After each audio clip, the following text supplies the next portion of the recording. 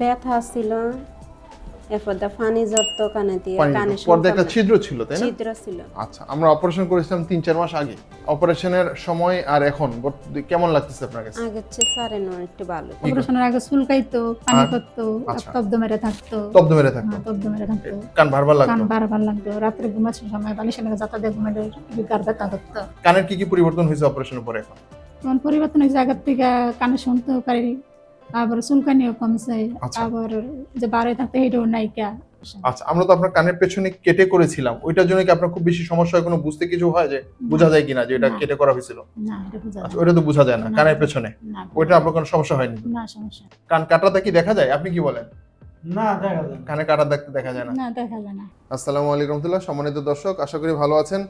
আপনাদের অনেকে আমরা পাচ্ছি ইদানিং আমাদের ফেসবুকের বিভিন্ন কন্টেন্ট দেখে, বিভিন্ন ডক্টরের কন্টেন্ট দেখে, আপনারা বিভিন্ন কিছু দেখে আপনারা এসে আমাদের কাছে আবদার করছেন যে স্যার কাটাছেঁড়া ছাড়া কানের অপারেশন।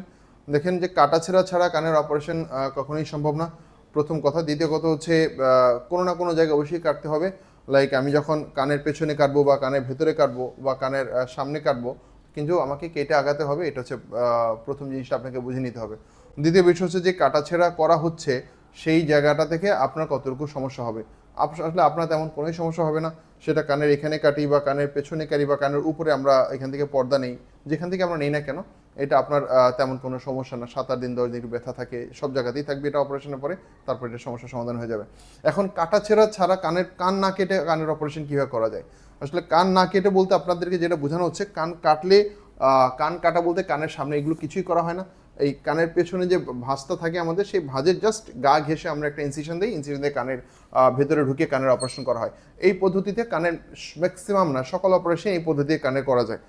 কান না কেটে বলতে একটা হচ্ছে যে আমরা পেছনে ইনসিশন দিলাম না, সেই ক্ষেত্রে উপর থেকে পর্দা নেওয়ার জন্য কাটতে হয়, অথবা কানের সামনে এখানে এই যে উঁচু জায়গাটা দেখতে পাচ্ছেন, এখান থেকে কাটলেজ নিতে হয়, সেখান থেকেও কাটতে হয়, আর কানের ভেতরে এই জায়গাটাতে কাটা হয়। সো এই জায়গা দিয়ে কাটলে তখন আপনার এই যে ইনসিশনটা দেখা যায় না বা এই কিন্তু কানের পেছনে কাটলেও যে সেলাইটা খুব দেখা যায় বা সামনে থেকে আপনাকে বোঝা যাচ্ছে, দেখা যাচ্ছে, ব্যাপারটা এরকমও না।